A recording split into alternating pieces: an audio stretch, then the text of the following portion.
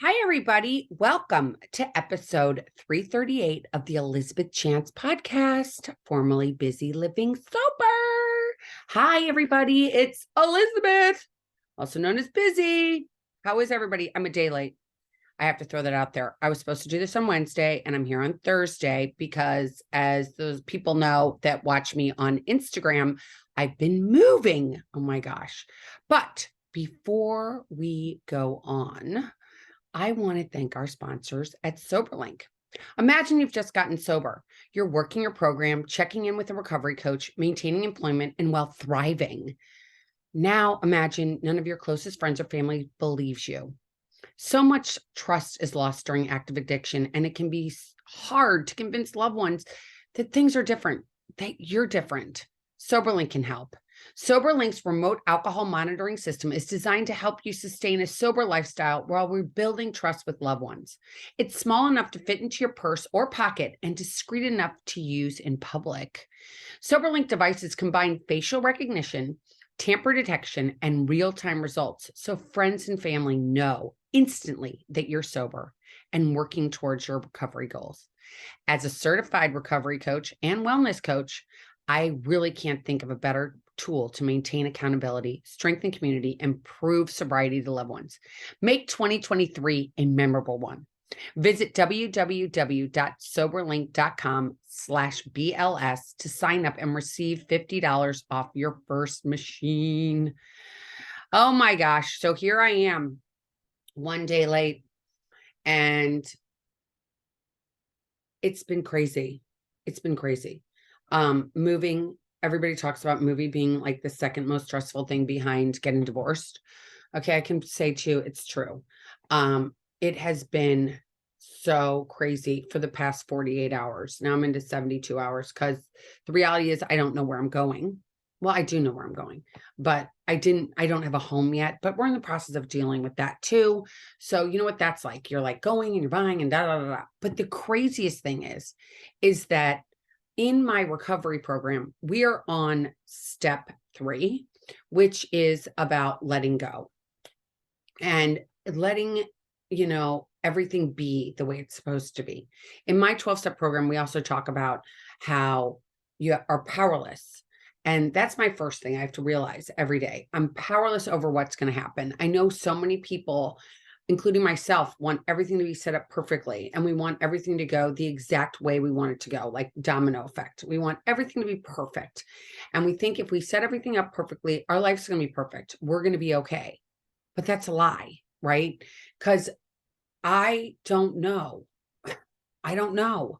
I don't know what's going to happen in this country. I have no idea what's going to happen with Russia. I have no idea if somebody's going to crash into something. I have no idea if a plane's. I have no idea about anything. And I don't think any of us do, unless you work as an astrologer or you have abilities that I don't have to tell me the future, the crystal ball.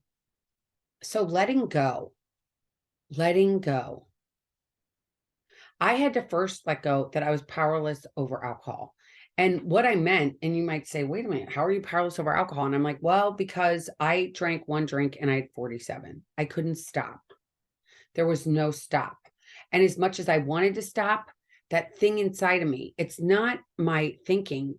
I mean, it is my thinking, but my brain chemistry is different, right? My brain is different. So when alcohol touches my lips, ingests into my system, all bets are off. I can't make a choice. There's no choice because then your brain gets all smushy and you're like, oh, I had one. I'm going to have one more. Oh, I'll have another one. And I'll have another one. And, knowing that powerlessness that I have over alcohol and then realizing it's about everything I have, everything in my life, I'm powerless over. It's painful. It is painful to admit that. Because nobody wants, I don't think we're raised, especially as Americans, to be like, we can't control everything. No, we can't. We cannot control everything. We have to let go. Letting go. It's so I was talking this morning, actually, in one of my meetings I went to. I still go to 12-step meetings and people are like, you still do that? And it's like, yeah, I do. And why do you do it? Why do I still go to those meetings? Well, because it's where my medicine is. And I find that I'm happier when I go. Isn't it funny when you do things that make you healthier and make you feel good on the inside, you stop doing for a little bit of time because you're like, I'm okay now. I don't need to keep doing that. And your life's so good. Your life's so good. And then you're like, well, I'm going to go back to my old ways, kind of. And you go back to your old ways and you feel like shit again. And you're like, why did I do that? I was doing so well. And now I'm not doing well anymore. And why did I stop doing that thing that I know is the recipe to make me feeling good? Why do I stop? Because we're human. We are human. We have a human condition, right? We have these ways that we're like, this makes me feel better. I just went when I was up on Amelia, when I was packing up this house and going and doing, and I have no pots, no pans, no anything. And I'm eating crap. I'm eating hoagies and, big sub sandwiches, and I'm eating pizza, and I'm eating the stuff that I'm going to get ice cream, stuff I don't do. I haven't been doing for a while, and I did it. And then it makes me feel terrible. And I'm like, oh, why is that? Why do I feel terrible? Oh, because I didn't go to that extra effort to eat healthy. It's hard to eat healthy. It's hard not to drink. It's hard to do all these things. I mean, it's not hard. I think pushing a humongous boulder up a mountain would be hard, right? This is not hard. It's our head that says it's hard. It's not hard. It's what we make it to be. How do we want to feel? Do we want to wake up in the morning and bounce out of bed and be like, it's a new day? If you were listening to both the podcasts I just did recently with Amanda and with Antoinette, you could hear that they both wake up. They're a little bit older, right? And they wake up every morning and they say, thank you, God, for keeping me alive. Thank you, God, for the love in my life, my family. And that's the basics, right? But we tend to complicate everything, throw all this other shit on top of our lives that we worry about, that we have no power over, that we're powerless over. All we have power over is what we ingest. If we get up, we do the walk that we have to do, we do the swim we want to swim, we do what we have to do to make ourselves feel good, right? And the outcome is not up to us. I have no control of outcomes. I'm powerless over a relationship with one of my kids. I'm reading this great book by Dr. Joshua Coleman about estrangement and how many people are estranged now than ever before from their families, and where that comes from. And, genetically, it's a genetic predisposition.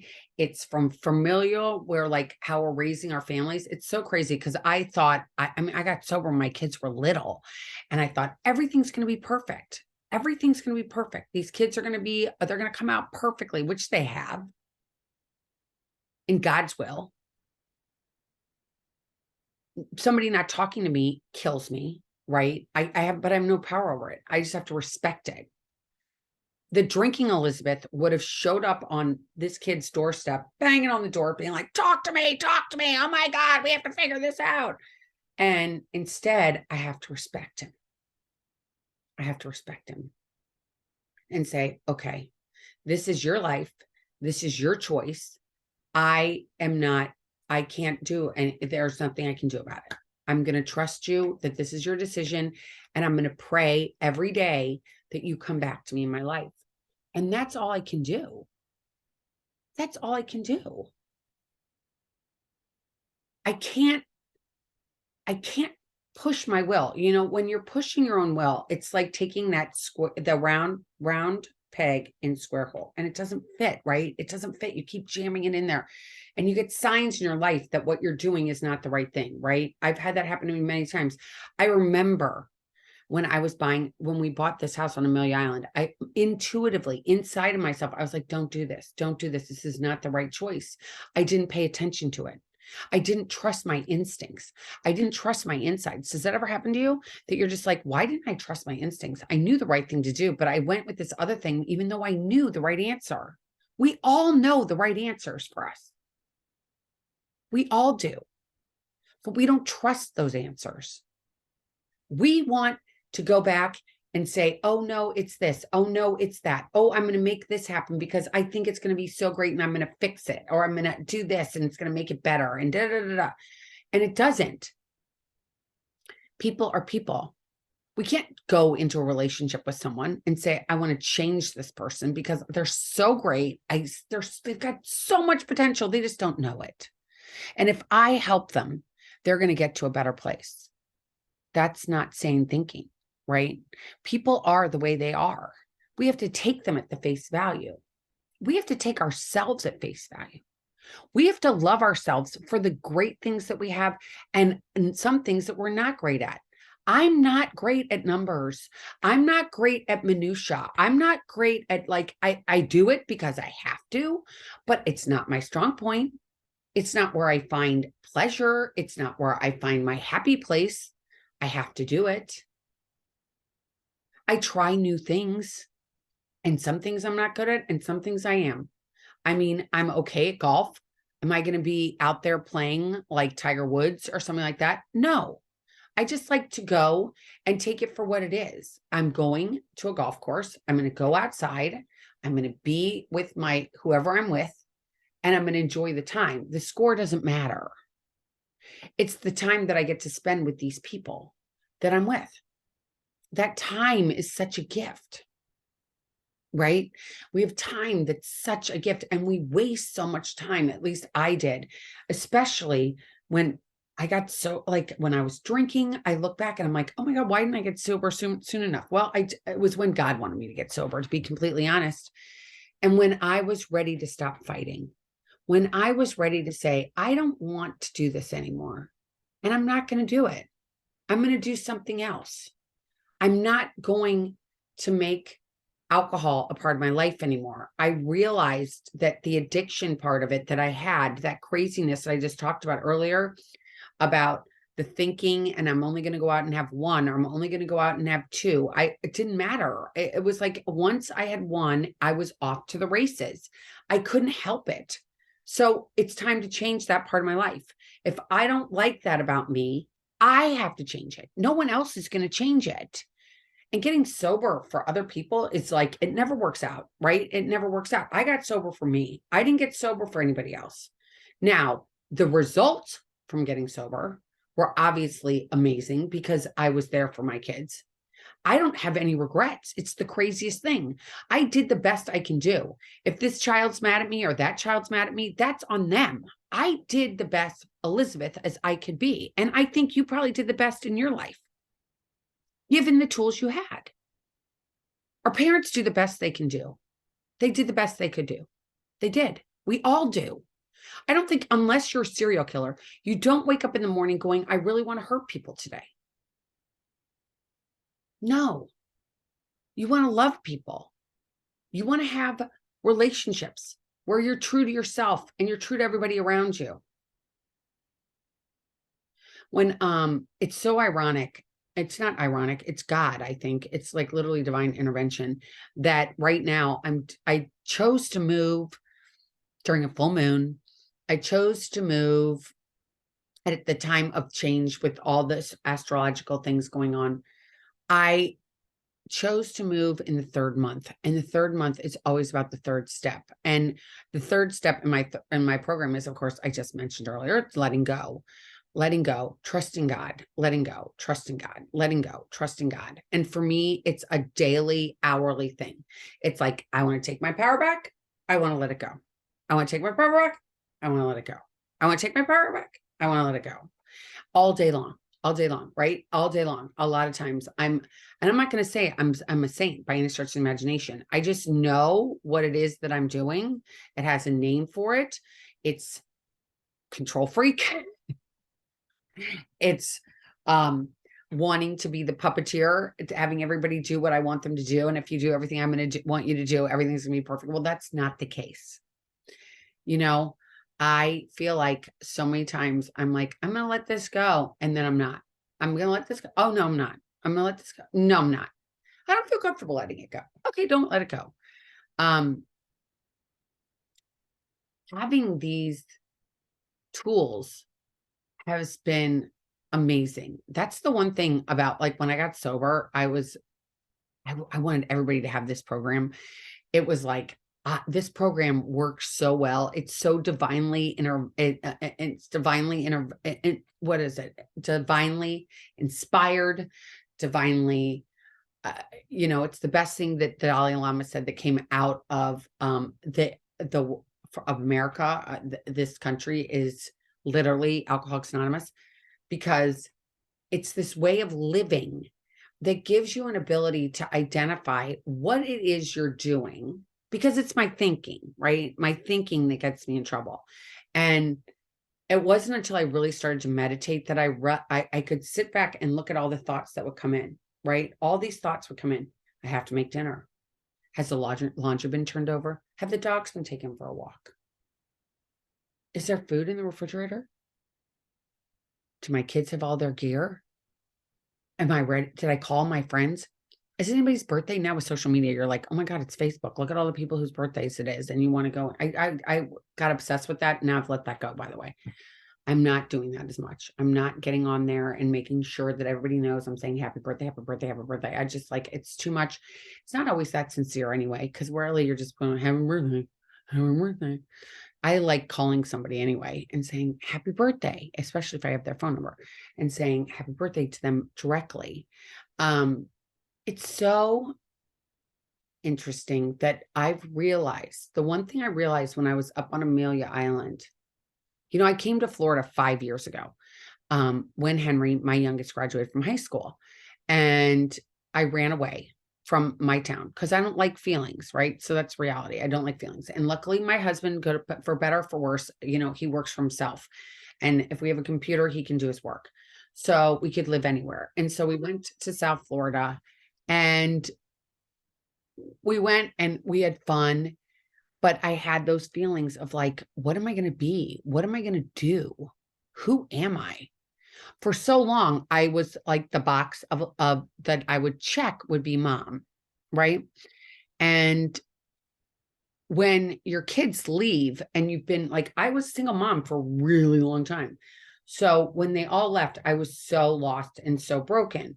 So we went to South Florida, and that wasn't good enough. So then we went to Amelia Island, and that was like, I got there, and the one thing that I am very grateful for is for the fact that I got to this place that I could cry, that I could acknowledge that I was really sad, that I could go to this place that I'm depressed. I miss my kids. This doesn't feel good. I feel sad. I feel lost. I had all those feelings come. And it's like you're mourning a part of your life. It's like, I did this one thing for so long, and now what am I going to do? Who am I? Who am I? What am I here to do? Who am I here to help? What does God have me on this planet for? What?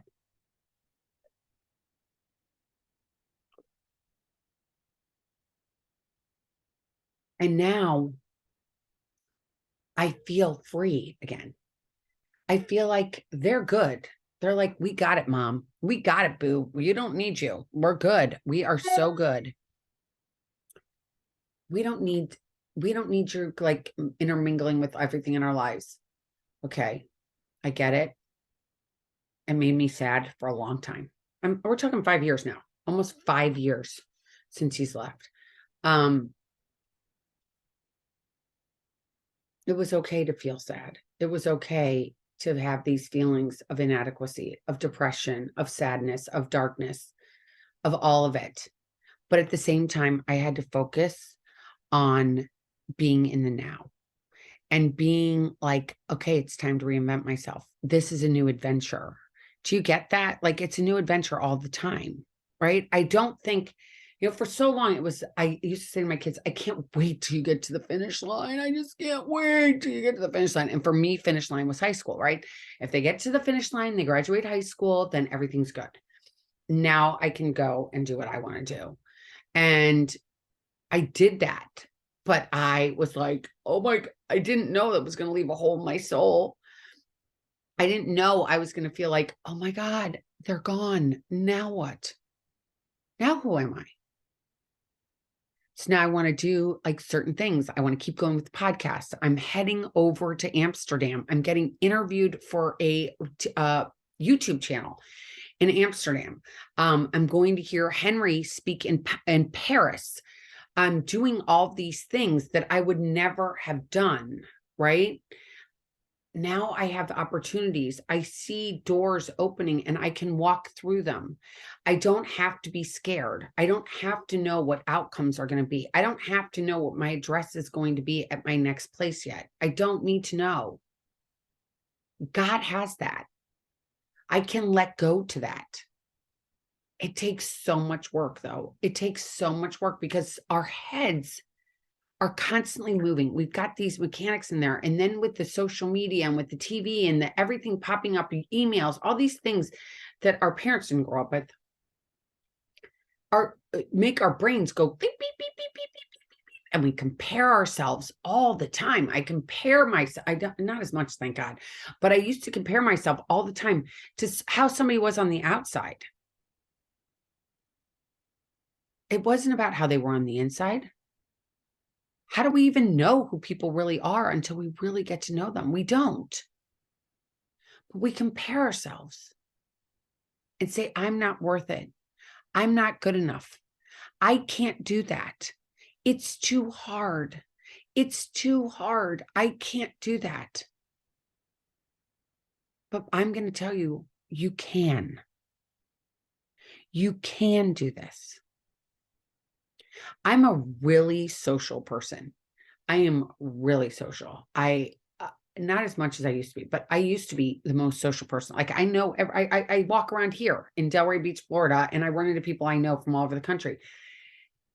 And when I got sober and they said to me, you're going to have to change everything. I was like, what do you mean?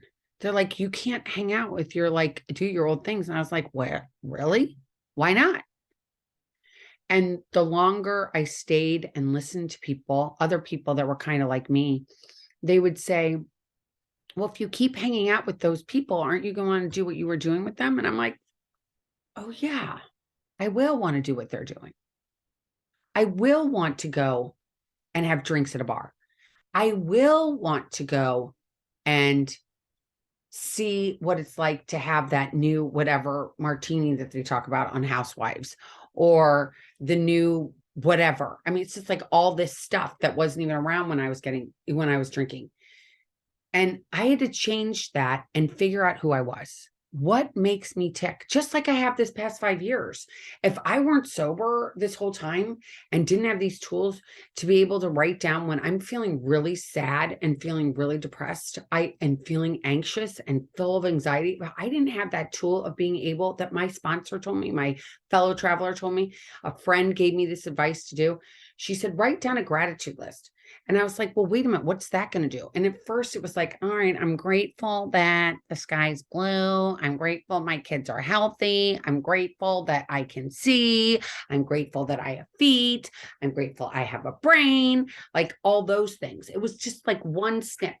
And then the longer I got sober, the more I worked on these gratitude lists, the deeper, how richer my responses would be. Like, you know what?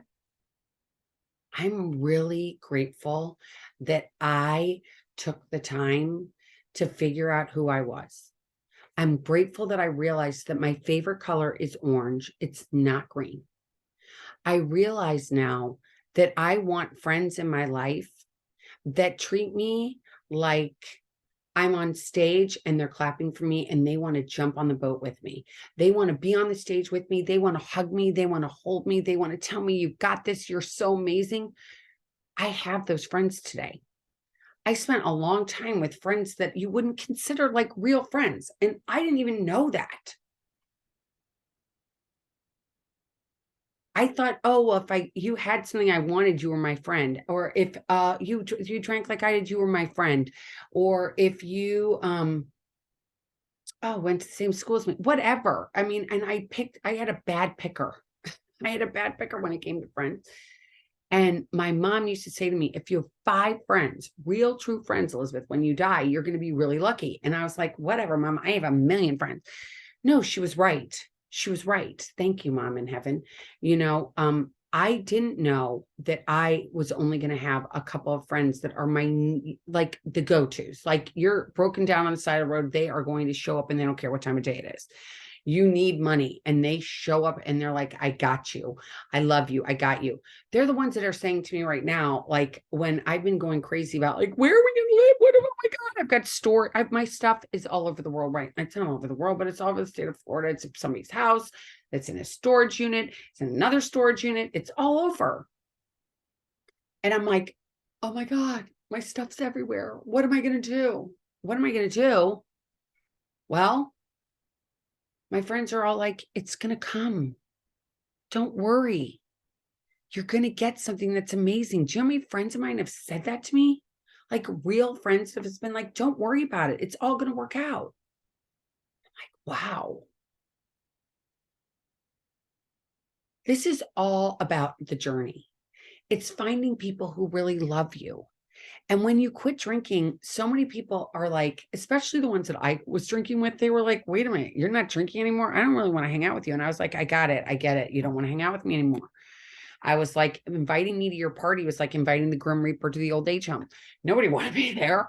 Let's be honest, because I would then make them think of themselves like, oh, she's not drinking. Why isn't she drinking? Wait, I drink it just as much as she does. And it's not about the other person. It's about me. And I'm grateful in the end that I wasn't invited because it gave me the time to figure out what was important. What makes me tick? Who are my real friends? Who are the people that are going to have my back no matter what? What's important to me? The love of my kids is so important to me. My husband, my husband's like I mean, it's not always great. I can tell you that because I'd be lying to you, but it's so good. And there's so many times that I was like, I just want to throw in the towel. I hate this. I hate him. I hate the way he smells. I hate the way he looks. I hate it was more about me where I was at that point. But we're in this together. Like, I don't want to quit that. Relationships are the hardest thing for alcoholics. They just are. It's just the hardest thing is to have relationships because we have expectations. At least I did of so many people. I wanted you to be like me. I wanted you to think like me. And if you didn't, I wasn't your friend. And I didn't have any room for other ideas or other beliefs. Now I do. I was so scared for so long that you weren't going to like me because you know what? I didn't like me. Today, I can let go to that. Today, I can trust that everything is exactly the way it's supposed to be.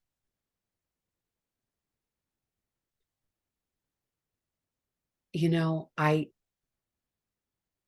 wish I could give this to you all. That's why I do this podcast, because I want you all to know that it is all about getting okay in this skin that we all have, in these bodies that God gave us.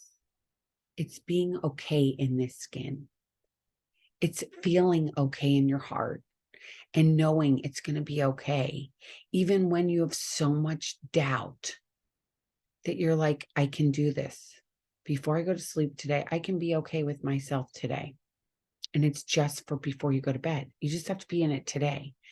And I have to tell you something else I do, especially recently with this crazy move. I've been really trying. I'm going to tell you exactly what happened yesterday. Yesterday, we had a 26-foot U-Haul truck filled to the rim with shit. Okay. Just a bunch of junk. I mean, it's like pots, all this stuff that I find to be important. Because I said to my husband, I'm like, JF, I should be a garden. I should have a garden store because I love plants. So I have all these pots, and all these things to put in the garden. So we have this storage unit. Okay. It's a public storage. And we get there and we have to unload the truck, walk into the building, walk down a hallway, walk down another hallway, walk down another hallway, and we get to the storage unit. And we are doing that. And I'm lifting these things. And I'm like, I can't do this anymore. I just can't do this. It's so hot. I'm dying. This is too much work. I can't do this. Why are we doing this? Why didn't we get helpers to help us? Blah, blah, blah, blah, blah, blah. You probably understand me totally. And I finally got to this place where I was like, you know what? I'm just going to walk through here and I'm going to say the Our Father. I'm just going to say the Our Father all the time. I'm just going to say it in my head. Our Father who art in heaven, hallowed be thy name.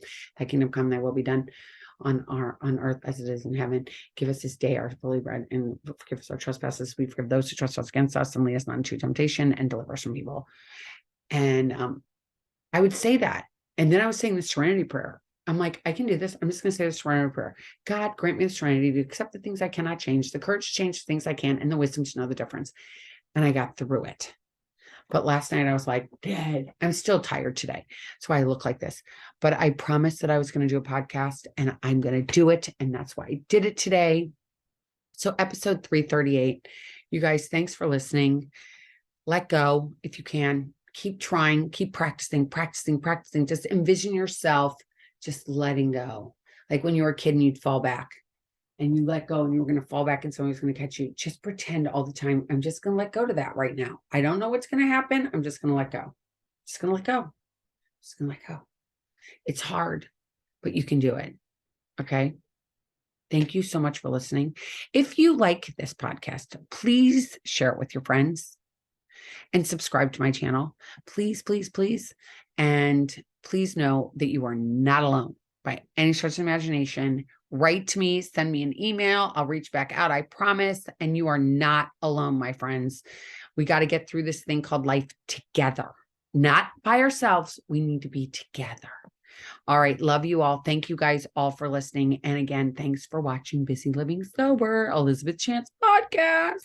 It's all about getting busy, living, because I'm all about that. I'm busy about really getting living, trying to make it. Have a great day, everybody. Take care, and I'll see you next week.